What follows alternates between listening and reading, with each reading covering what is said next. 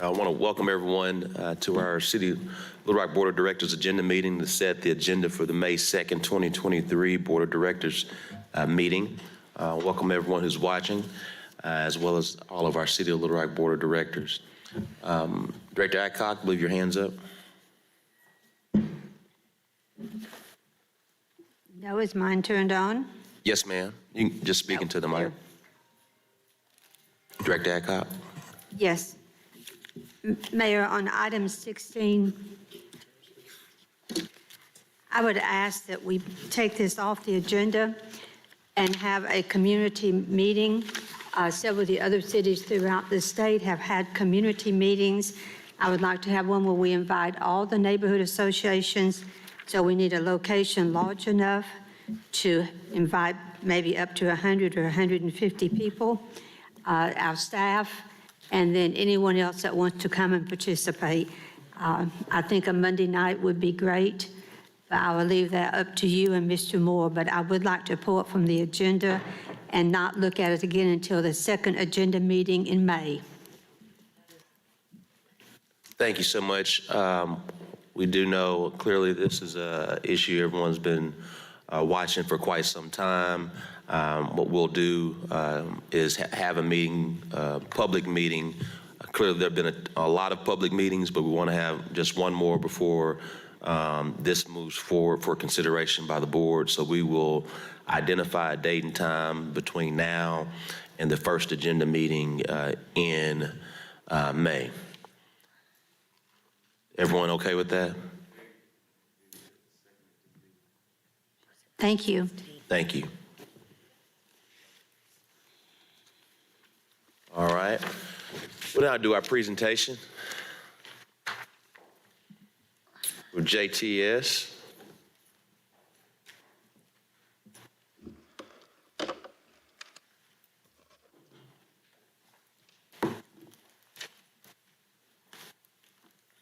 Good afternoon, everyone. My name is John Starling.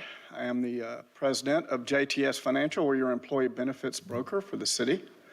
I have David Chance, the CEO of JTS, and Nancy Robertson, our chief operations officer here.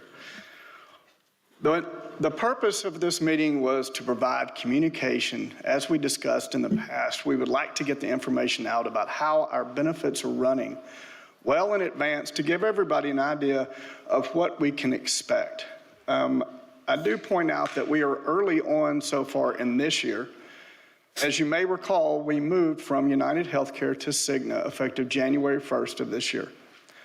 Cigna gave us a substantial rate decrease, and as a result, we've got 2-3 months of claims to this point. I do want to point out that the first month, going from one carrier to the next on a fully insured plan, those first month's claims are really not indicative of what it's going to look like going forward. But the second, so our February and our March claims, though, are going to be more indicative of what we can look at from a claim standpoint. I'd like to start by going to the page, which is simply a graph. This is a high level, giving us an idea of not only where we're headed, we hope, but at the same time where we've been.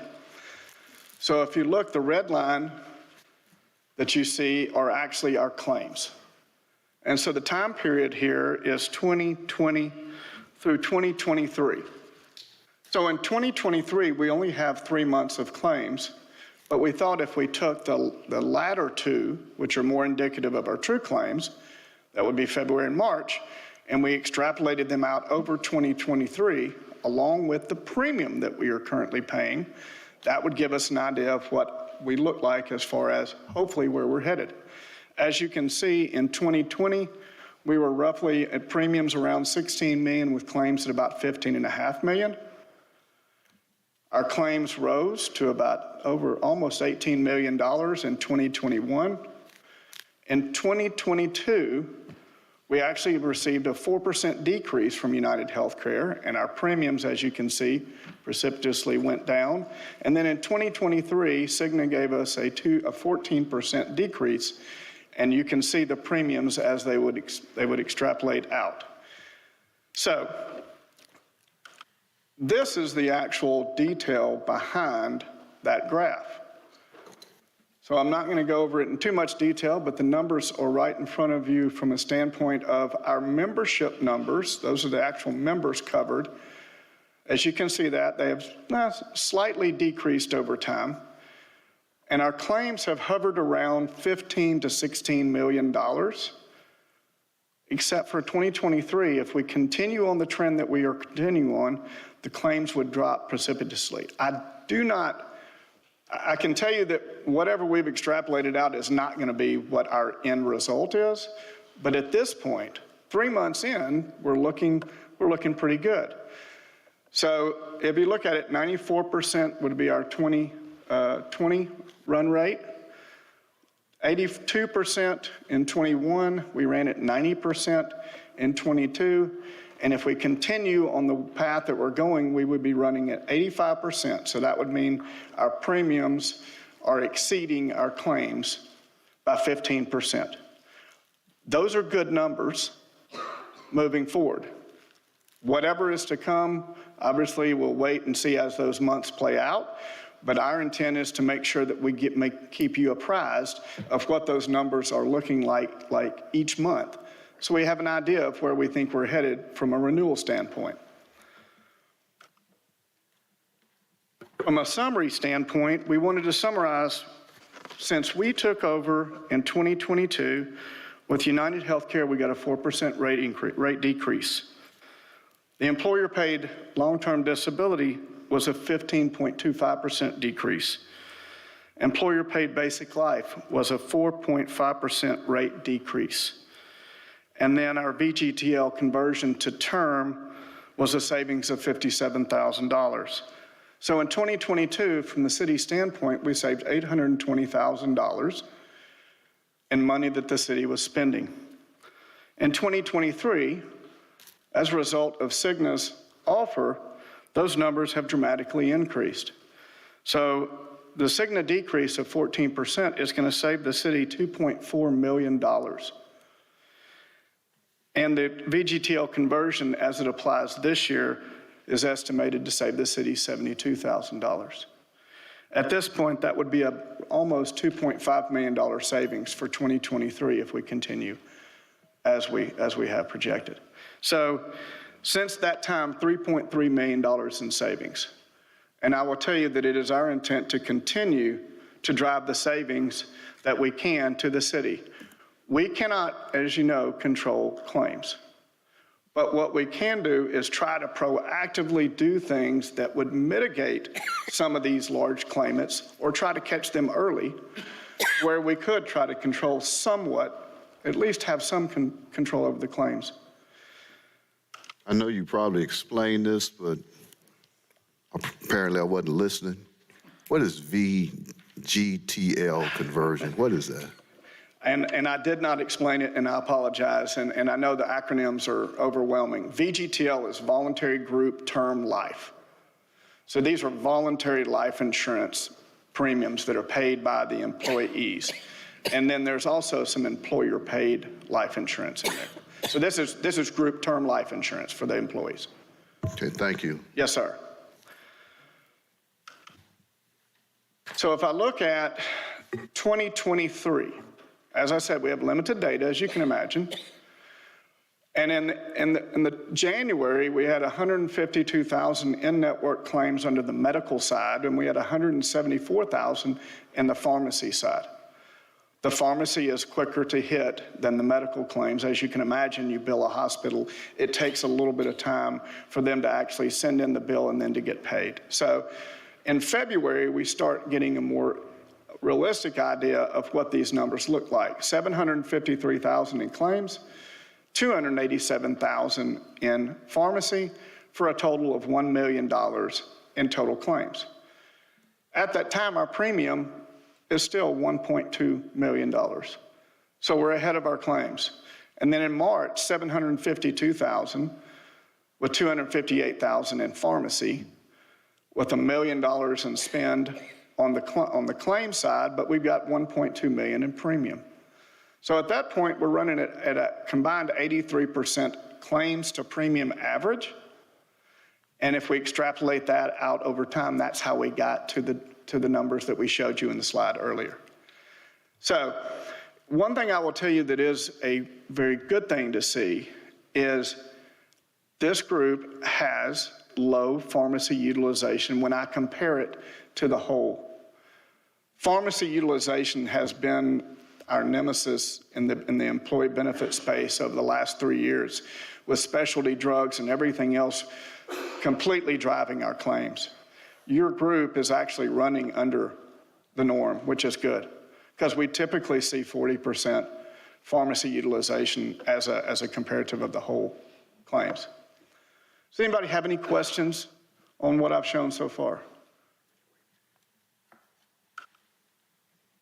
So another thing that we wanted to focus on was, it had been mentioned before, and we wanted to make sure that we actually paid attention to what had been requested of us. And that was to try to get out in front of these claims versus premiums, but more importantly, the renewals. How do we get it to where we're not making a decision right before we have open enrollment, which is any decision made in haste is never good, especially when you're dealing with employees' health insurance. And so our timelines that we have, if you'll remember last year, we had very specific timelines so that we could get this information to y'all in time to where you could actually go back and look at it and make an informed decision.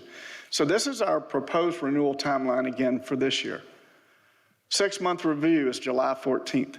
That's when we want to come back and we want to look at the claims as they stand then.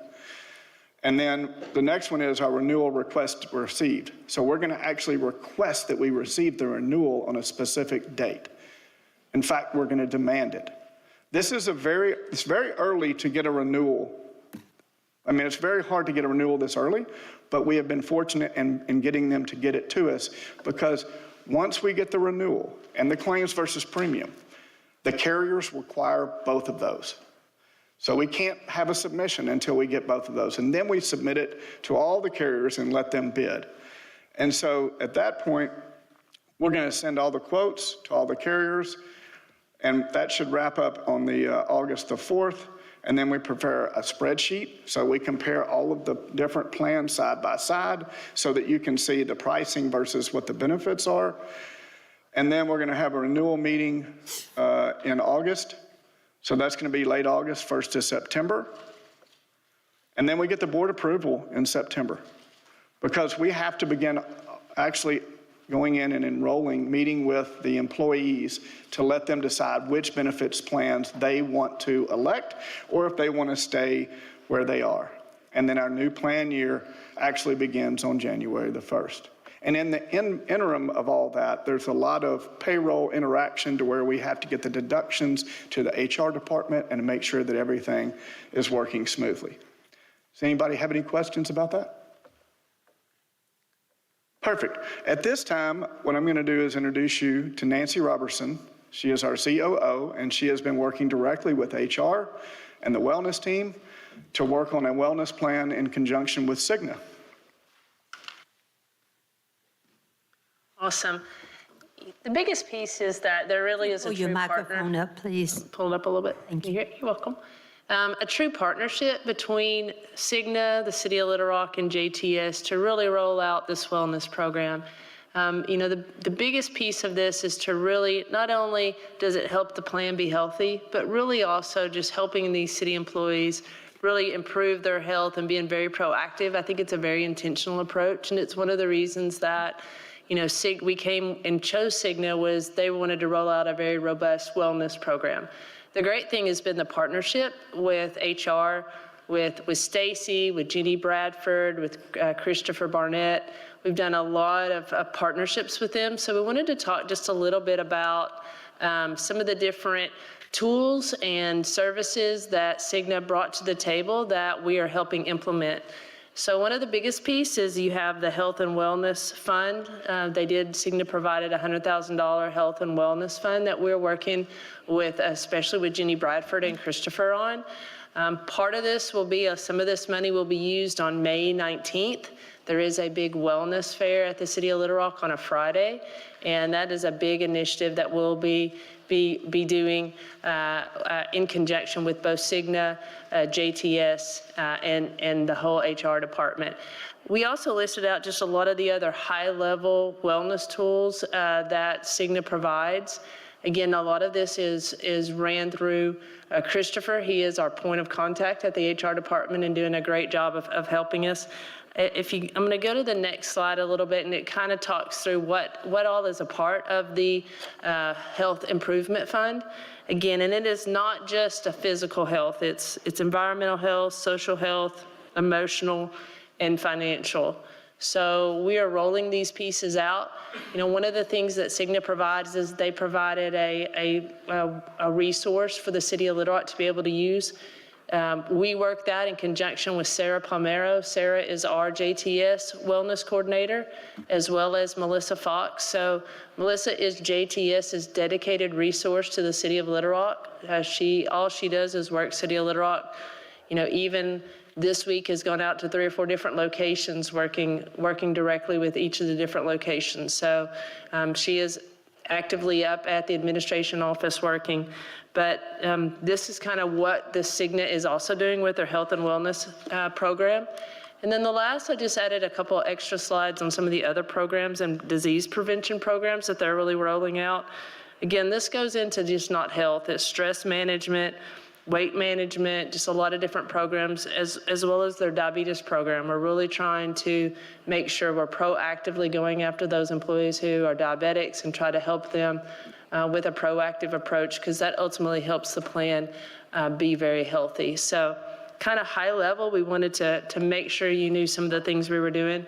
Again, trying to be very intentional with a true partnership with the city, JTS and Cigna, as Cigna's providing kind of the tools and JTS is then implementing it with the HR team. Any questions at all on any of these? Great, I'm going to turn it back over to John for the last couple slides. So as we've gone through the employee benefits and the things that directly impact our employees from a health standpoint, there's also things out there that we look at that we can actually try to make a process easier that's been very laborious, time-consuming, and very expensive in the past that has prohibited a lot of our employees, coworkers, and just family and friends from being able to have a basic estate plan. So I am a former practicing, now recovering attorney, and I worked in conjunction with another tax attorney friend of mine, and we created a platform, and the platform is called Simple Will. And the platform was created to automate the process to where I have a template that we have created from form documents that has AI and other tools invested in it to where I can fill out my estate plan in about 10 to 15 minutes. The purpose behind this was I actually saw a spot on Fox where Donna Terrell was talking about an attorney that couldn't get to his COVID patient who is in ICU and could not actually provide his loved ones with a durable power of attorney or something to take care of his estate while he was in the ICU. That sparked the idea of Simple Will. We have refined this over the last 2 years. We have given it to our employees for free. And I thought the one thing I wanted to bring to the city was we worked with the Arkansas Bar Association. So we are endorsed by the Arkansas Bar. And we worked with the Young Lawyers Association, which is part of the bar. And we created a program that they had already had in place, but we allowed Simple Will to be used for free. And this is where the attorneys of the Young Bar Association, they actually offered their services for free. And the program was called Wills for Heroes. And it was activated on April the 1st. We actually extended it when the tornadoes hit. And what we did is we provided a simple estate plan for all first responders. We do not have specific data as to who all participated. But what we do know is that we had some of our first responders from Little Rock and the surrounding cities that actually did take advantage of this service, and we wanted them to because they put themselves on the front line every day. So that program actually had 76 participants go through, and when they went through the process, the way it works is you have a form that you complete, and in that complete, you're putting in the names of what's your name, do you have a spouse or a significant other, children, those things. Once that information is gathered, then they get a scheduling calendar, and they schedule 20 minutes with a local Arkansas attorney. And that Arkansas attorney walks them through all of the decisions they made to make sure they knew exactly what they were doing. And at the end of that, we actually generate the forms, mail them to them, and they have their estate planning documents in place. So in that situation, you actually get a will, a living will, a durable power of attorney, a healthcare proxy, and a HIPAA form. These are the basic necessities that most of our Arkansas citizens need. And having both of my parents passed away, the fact that I am an attorney and my brother is, made it a very simple or a much simpler process for us. But most people are not in that position. So the one thing that we are going to do is we are looking at creating a new program to where we can, with the cities that we work with, see if we can't continue the trend of offering this service to our first responders. So that is something that we would hopefully bring up sometime in the near future, but just wanted y'all to know that this is something that we see a benefit in. I hope y'all do, and I hope that we can get it out to most of the first responders. Is there any questions from anyone? Well, thank you, Mayor. I guess I should be raising my hand. Well, what's the definition of first responders? Who are first responders? So as far as the Wheels for Heroes program went, my understanding was it was police, fire, and then the medical, there was a medical assist. What is it? EMS. That was my understanding of the way they defined it. We actually operated in their program. So I'm open to any clarifications. Any other cities that they define first responders the same way that we do? In this situation, I'm not sure of. I know that this program has been in place for a couple of years. They just allowed us to bring our platform in to make it a simpler process. But I will get clarification for you on that, and I'll get you an answer. Okay, that's fine. I think it's great. Thank you. Well, John, just want to share our appreciation to you and the JTS team and the great work that you've been doing on behalf of the City of Little Rock employees. Very innovative work. Clearly, the proof is in the pudding right now as it relates to the decreased prices that we're experiencing, or the reduction cost savings that we're experiencing. Clearly, things can change, but you truly have navigated us through this process, which is always can be a bear for us as we move through. And so really appreciate the attention to detail and the customization that you've been able to make on behalf of the City of Little Rock employees. So thank you so much. Have a great day. Thank you all. Thank you for your support.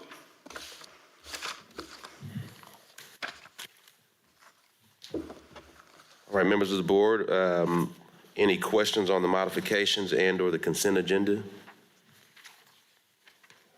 Any questions on the modifications and/or the consent agenda? Mayor, I have a question. Director Hines, then Director Wyatt. Question was for them. Okay. Did you? Oh, you have a question? I'll yield to. Yeah, we can bring them. I'm sorry. John, if you'll come back up, Director Wyatt had a question. Thank you, Mayor. It's me. I'm sorry. On one of the slides, you were talking about the diabetes prevention, which I think is critical for health in City of Little Rock or individuals. And at the bottom of it, it talks about paid as a claim, $235 intro charge, and $13 per 1% of weight loss. Is the $235, is that what an individual would pay to get into this program? Or is that simply filed as a claim on their insurance with the city? It's just filed as a claim. Filed as a claim, okay. And how does the $13 per 1% of weight loss, how does that relate to the claims or the city? $13 is 1% of weight loss. It's just an incentive. So as they get the weight loss, there's, they give an incentive back to the plan, so it helps the plan with your loss ratios. So it's just a direct incentive back to help on the claims. So basically, it's Cigna giving money back to the city for every 1%. And everybody got a scale that participated, so they actually got a physical scale mailed to them, and it's been very proactive. And so Cigna is going to be also at the benefits fair, the health fair on May 19th, and we're also going to be promoting it more. We have a joint booth together, and so they're bringing 3 or 4 people. We're going to have 3 or 4 people from JTS, as well as Christopher and Jenny, and we'll all be out there promoting it together, trying to get more and more people involved. Okay, I think that's really critical, so I'm glad you highlighted that benefit from the plan. The other question I had was, you went through the simple will information. Yes, ma'am. And is that a cost to the employees, and if so, what is the cost? So what we're doing for the first responders is free. There's no cost. What we are offering this out to employees, and the easiest way to do it is right at this point is going to be through just a link. So if anybody wants to participate in Simple Will, we would send them a link. They would go on, they would complete the forms, and at that point they would get a pay to where they could pay credit card, they could pay Venmo. I can't remember all the different options they have. The cost for an individual is $249, and the cost for a couple is $379. Now, I would tell you this, that is nowhere close to what the market is. Any of you that have priced a will or any of these documents in the past, it's probably going to be somewhere in the neighborhood of $1,000. And you're going to meet with, you have to go to the attorney's office, sit down with them for an hour, go back to the attorney's office, and then you got to go back again. That whole process has prohibited so many people from getting the basic documents. My intent is not to make this into a huge profit center. My intent is to get an affordable state plan in as many Arkansans' hands as we can. I just wanted to get that clarification out. I'm glad you highlighted it, and I'm glad that people have some options to go and do their estate planning. But I did want to note that it wasn't free to anyone except for the first responders. But I'm assuming when you send them the link, you tell them that there are charges that will be forthcoming. Oh, before we do that, we have a full flyer and videos on how it all works. This is not something that we are sending out to the employees of the City of Little Rock. This is not something that we're soliciting that. If we were going to do anything to that nature, we would actually come up, ask for permission, and then walk through how that process may or may not work. Okay. So you truly then are not going to be advertising this to all employees, just the first responders? Well, the first responders program is a different program in that it's free. And I have to find, so on our platform, we have Arkansas attorneys that have signed up, and we have the Arkansas Bar has approved the training for a CLE, a continuing legal education credit, so that the attorneys can get continuing ed credits for doing pro bono work. The next thing that we're going to have to ask is, can we get hour for hour credits of CLE moving forward so that we can actually offer this for free to all of the first responders. As to other employees, that would be something, if we wanted to offer it, we would offer it at the $249 or $379. And it has a promo code to where if the city wanted to pay for some of it or any of it, they could. That's a choice for whatever each person wants to do. All right, perfect. That's what I wanted to understand. Thank you so much. Yes, ma'am. Thank you. Thank you, Director Ward. Thank you, John. Director Hines, then Director Miller. Yes, so I guess this is going to be for you, Mayor, the city attorney, and the city manager. On Resolution 8, the memorandum of understanding with LRSD on the sustainable implementation of community school model. So is this replacing an existing MOU or is it new? I was trying to read in our write-up. And It's actually probably the first MOU that we put in place. Superintendent Wright and our team thought it would be best just to make sure it's formalized in writing. Okay, and then as I was reading through the resolution, and the board communications. So we initially funded this 3 years ago, I guess, 4 years ago, 4 years. with 500,000 out of the Children, Youth, and Families PIT funds, correct? Yes, sir. And we're still funding it out of that? Yes, sir. Okay. And now the school district is going to contribute the same amount to increase it to 4 more schools. Is that the way I read the resolution? No, so we're keeping, right now we have 6 schools, and at the current amount, the 6 schools is still the same amount of funds that the city puts forward. Answer your question first, we're not increasing anything on the city's end. What has been agreed to, the possibility as we move forward, is to add another school, but we want to have some things in place on a formal standpoint, just for standing operating procedures. It's really just more so putting in place what we've been doing the past 4 or 5 years. Okay, well, because so the school district's not going to put any matching funds in? They put funds in now, yes, yes. Okay, that's what I was, I didn't realize they were putting matching funds. I thought we were the seed money originally, and I mean, they have employees and things of that nature. I guess I'm confused to the question. no, I just thought that I wasn't aware that initially, I thought we were the sole funding source for the community schools launch to do it as a pilot, and then I didn't realize that they had started contributing funds as well. Yeah, And I thought I read that we were increasing the number because of that contribution from the school district, so. Jennifer, you just want to if you'll come up, just give a brief update. But again, yeah.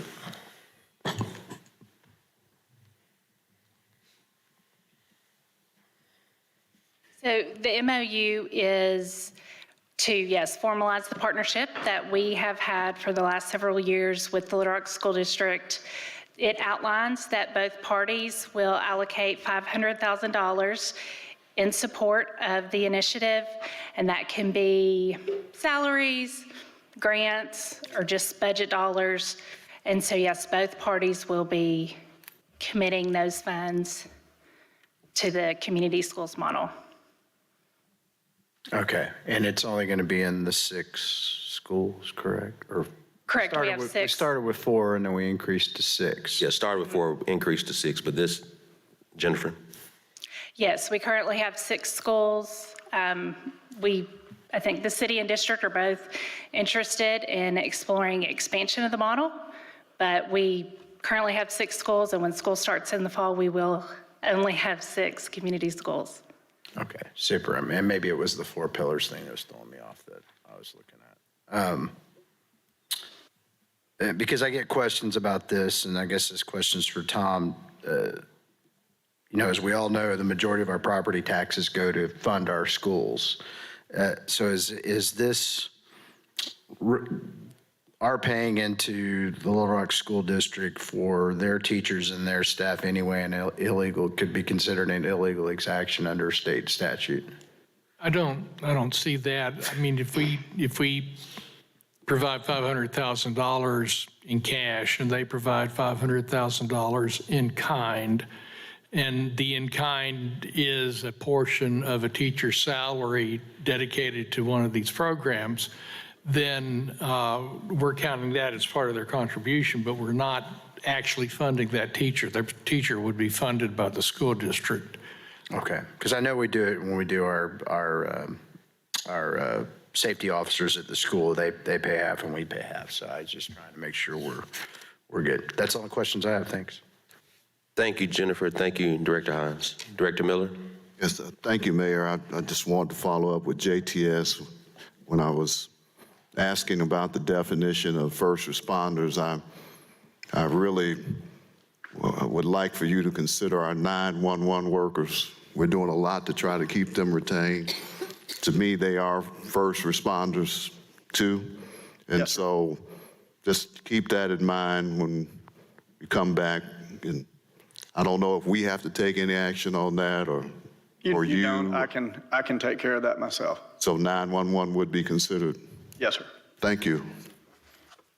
Thank you so much, Director Miller, for that. I know that means a lot to 911, so thank you. Any more questions on the consent agenda? Any more questions on the consent agenda?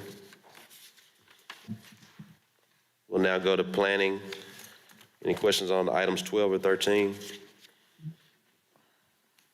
I have a question. Director Hines?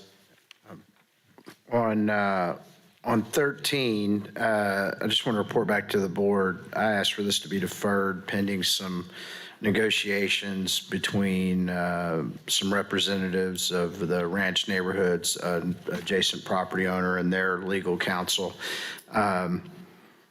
Was kind of upended by the tornado hitting the architect's office because they had a meeting that morning. Anyway, we're down the road, but much to my chagrin, and I think Mr. Frazier has emailed the letter from the staff attorney at LRSD that it was a very polite letter, but basically it was a go pound sand letter, that they're not interested in putting any provisions into the POD to make sure that they're going to be a good neighbor going forward. I'm going to have a tough time supporting this. It seems to me that maybe, and I thought we had asked that the superintendent or somebody from the staff was going to be, I thought Director Richardson or somebody had asked that, but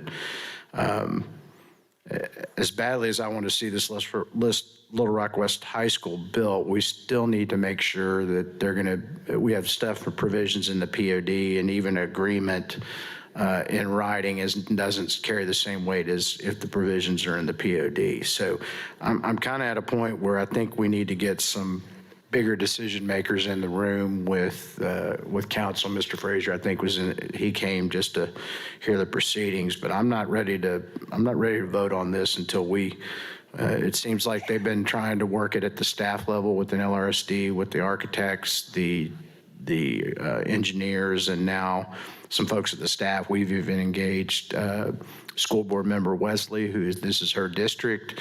Everybody that's been in the meetings has thought all of the requests were reasonable until we got the letter from the staff attorney yesterday. And like I said, it was not, essentially no assurances, and we're just going to go about our merry way. And I'm concerned that some things were looked over at our staff's level in planning before this went to the Planning Commission, because it seems like some of these are logical stuff with fencing, light, speakers, something we've already done at Southwest Little Rock High School, something that we've done previously with Pinnacle Middle School when the athletic fields were put in, but it seems to be that we've fallen short with this. So I'm not sure where we go, if we can get a meeting set up before next Tuesday, but my initial feeling is this needs to be deferred again until we can get the superintendent, the school board member, and the representatives from the ranch neighborhood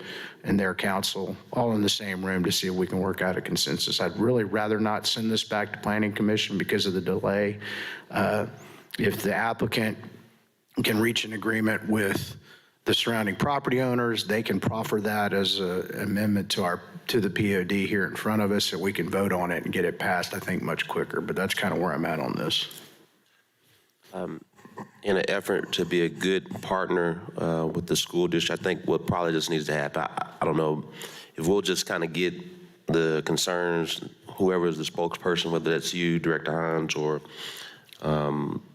the POD representative, it's probably just going to need to be a meeting with the superintendent, those individuals, myself and Bruce, and we'll figure out. I would, in an effort to be a good partner, I agree with you. I don't think taking it back to planning is positive with what's going on in that area, but I think if you get the superintendent in the room with myself. I don't think it's going to require going back to the Planning Commission, but I think there's maybe some decisions being made that aren't, just appear to me not to be run all the way up the chain of command based on all of the meetings that have taken place since that last deal. So Randy Frazier is the contact. He's here. I think Bruce knows how to get a hold of him. We'll get that figured out between now and Tuesday. All right, thank you. My hand's up. Sorry, Director Pat. Thank you. I just wanted to reiterate what Director Hines said. This is not exactly Ward 4, but it's certainly my neck of the woods. And I've had numerous conversations, email back and forth, and face-to-face conversations with some of the adjacent property owners. And Don't want to keep kicking this down the road.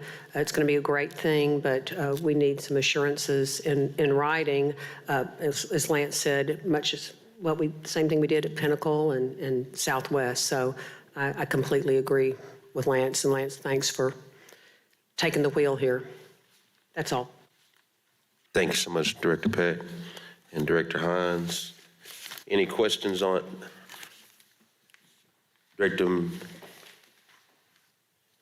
questions on items 14 through 16, 14 through 15? Mayor, I have a comment on 14, Director Hines? and I'll speak for Director Miller if that's okay. That we, Depends on what you're going to say. well, it's on our financial ordinance. I okay. can proudly say that we've gotten all the details hammered out, and we're in full support, as Yes. well as our constituents that have been in our ear about this, and we're ready to pass this coming Tuesday. So we will not be asking for another deferral. Thank you. I was just trying to figure out where you were going with that. It's positive. And Director Hines and Director Miller, thank you all for the work that you've done to get us to this point. We do appreciate you. All right, I think Director Adcock. Yes. Mayor, I would like to have a presentation by the Little Rock School District concerning the closed schools. I was at Meadowcliff last night, and they're having problems in that neighborhood with the school being closed, and they would like to have some type of assurance of what's going to be done with the building and maybe some more security provided in that area. Yes, ma'am, we'll work to get them scheduled. Thank you. Director Webb. Thank you, Mr. Mayor. I have a quick question for you or the city manager about the debris collection. Yes, ma'am. And just continuing to get a tremendous number of emails from people who wonder if it's possible to get some sort of schedule. I know we have a huge number of trucks out there and people are really appreciative of that, but people are asking me, like, because there's so much uncertainty with the utility companies and things that we don't have any control over, they're wondering if they would maybe know that on Monday we're going to have trucks in Kingwood, or on Tuesday they're going to be in Foxcroft, or if that's not possible, I understand, but I promised them I would make that request. The answer is yes, and a little bit of it's a time-sensitive situation too on the scheduling end, but they do have a GPS, and so we know exactly where they are, when they are from that standpoint. And sometimes they can get to a particular area because of utilities that could change. And so we'll have some things that we're working to get out to the community here shortly, but it's still, I just want to make sure everyone's aware it could quickly change too. And so we don't want folks to be dependent. It's not like our trash pickup time, but we are working to get some more communication out about that. Thank you, and I understand that, and I think just any additional communication would be helpful, and people would appreciate that. Thank you. We'll make sure that's done. Director Hines. Sorry, hopefully this will be my last one. On the same front, Bruce and Mayor, over off Jamestown and when I was driving to Old Forge, we've had, and I've shared them with Bruce and John, that we've had debris and creek beds and stuff that's caused flooding in several areas. And I would assume, since we've got stormwater drainage easements in those areas, we're able to get in and access those to unclog those streams. And under our emergency declaration, we shouldn't have to be going to ADEQ to alleviate a potential flooding issue with storm debris. And then the other question I have is, in some areas like over on Jamestown, the debris has not been piled at the street, but along the power and drainage easements, just because there wasn't any physical way for them to, I guess when volunteers were piling it up, how are we going to remedy that with FEMA, since it's supposed to be at the curb, or do we get some leeway if it's in one of our easements where we've got access? I guess is the question to those. That's probably a very technical question. That's fine. That's what I'm asking. Well, let us just get with John and he'll communicate directly with you. Okay, thanks. Director Peck. I could shed a little bit of light because I've had a lot of phone calls about Old Forge and have been out there and taken pictures and videos. And this is hot off the press from John about an hour ago. And I think this is a very good and clear explanation about that, not about Jamestown now, but I'm over on Old Forge, but I think it applies. Cappy, there's no direct solution at this time. We've completed surveying all drainage areas in the storm path to identify where there are debris issues. These are being evaluated for ownership, access, floodway implications, permitting requirements, and generally how the work could be performed. All of these have implications on what our crews or contractor can do. We have also met with NRCS, the Federal Waterway Agency, about potential assistance with these areas of debris since they are not eligible under the FEMA disaster for our current contractor to enter private property locations and remove the debris. Since a majority of the debris is on private property, if those owners bring it to the street, we can collect it. It may be some time before we get clear direction from NRCS on what we can proceed with. That's not exactly Jamestown, but that Right, no, a lot no, of, and I think you and I got the same call Right, on we Old did. Forge, and, and I've gotten more, so that's from John about at 3:30. okay, super. Well, I just think where we've got debris that's causing flooding, potential flooding issues, where we had houses threatened just during that rain the other night, we should be able to have some emergency, either with our own staff, even if we don't get reimbursed, we need to get somebody out there. I'm sure the property owners in the area will give us access. And they, I know today's Tuesday, they were there yesterday, some public works staff with a backhoe, and I don't know what they accomplished, but that's certainly on their radar. So I Okay. just wanted to share Super. that. Thanks. Thank you.